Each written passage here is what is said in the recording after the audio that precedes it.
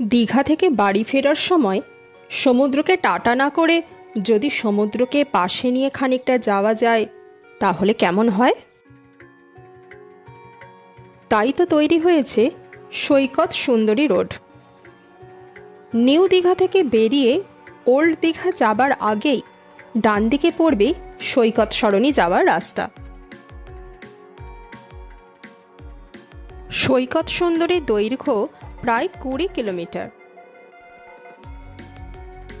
রাস্তার ধারে ধারে এই রকম বেঞ্চ করা আছে বসে প্রাকৃতিক সৌন্দর্য উপভোগ করার জন্য।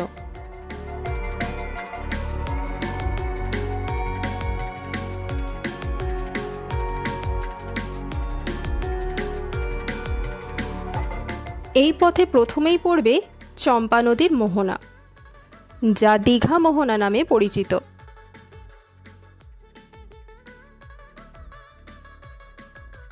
বাঁদিক থেকে চম্পা নদী এসে বঙ্গোপসাগরে মিশেছে। এখান থেকে অনেক ছোট বড় মাছ ধরার নৌকা সমুদ্রে মাছ ধরতে পাড়ি দেয়।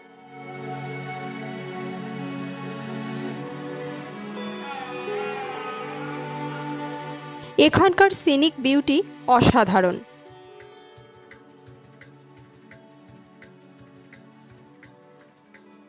একদিকে ঘন সবুজ গাছপালা, একদিকে নদীর মোহনা, মাঝে মসৃণ রাস্তা, আর গায়ে লাগছে সমুদ্রের নোনা হাওয়া।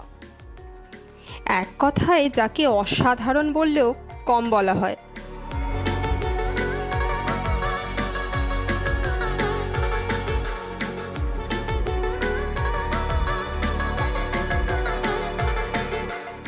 প্রায় 4.5 কিলোমিটার যাওয়ার পর ডান দিকে বেঁকে ন্যায়কালী ব্রিজে উঠতে হবে। এই ব্রিজটিও চম্পা নদীর ওপর অবস্থিত। এই ব্রিজে ওঠার আগের ডান দিকের রাস্তা দিয়ে গেলেই ন্যায়কালী মন্দির পড়বে। তবে এখন আমরা সে রাস্তায় যাচ্ছি না।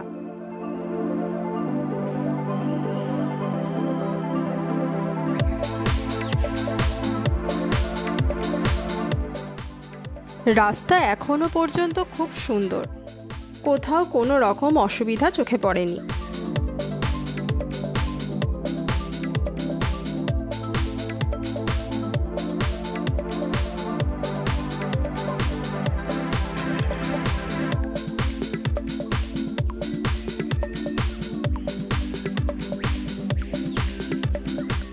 চলতে চলতে পৌঁছে গেলাম শঙ্করপুর।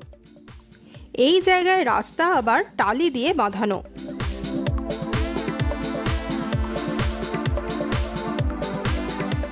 একটু পরেই রাস্তার দৃশ্যপট বদলে গেল। সমুদ্রের জল গাড়িতে আছাড় দিতে শুরু করলো।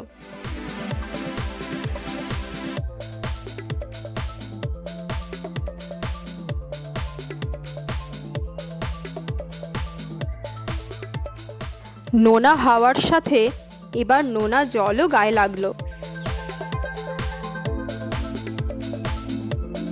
শঙ্করপুর থেকে তাজপুর পর্যন্ত প্রায় পুরোটাই এইভাবে সমুদ্রের ধার দিয়েই রাস্তাটা প্রসারিত হয়েছে।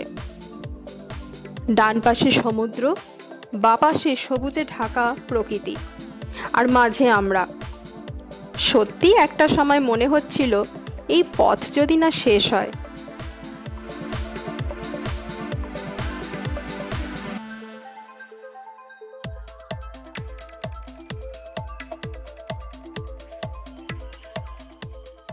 তবে পথের প্রতিটা বাঁকেই মনে হয় নতুন কিছু অপেক্ষা করে। এখানেও তাই। একটু চলার পরেই সবুজে মোড়া পথ, আর বর্ষাকাল বলে সবুজ যেন আরও সবুজ হয়ে গেছে।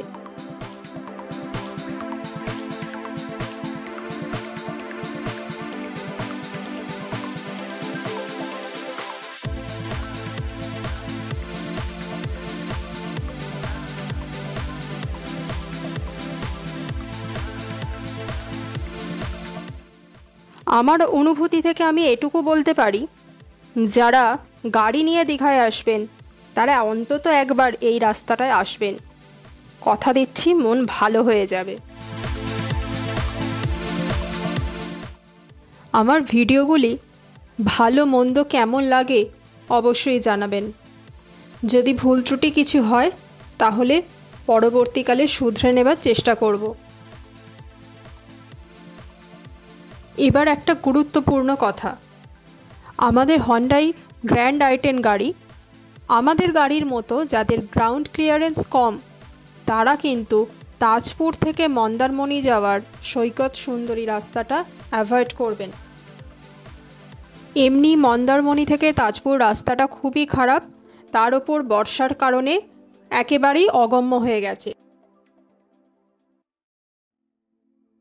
সেই জন্যই আমরা তাজপুর থেকে আবার মেন রোডে চলে আসি এবং চাউলখোলা মোড় থেকে আবার মন্দারমণির দিকে ঢুকি।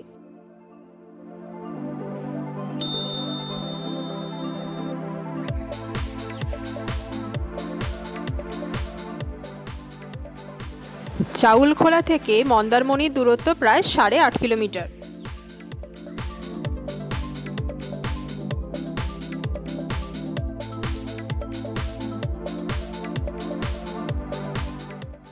আমরা যেভাবে ঘুরেছি আপনাদের কাছে ভিডিওটা সেভাবেই উপস্থাপন করলাম।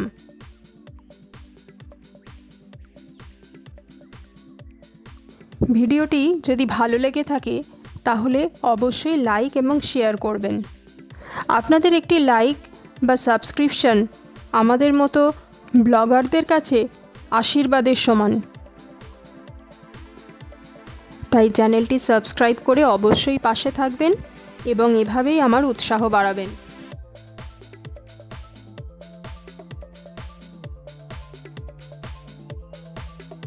ভিডিওটি শেষ পর্যন্ত দেখার জন্য অনেক ধন্যবাদ।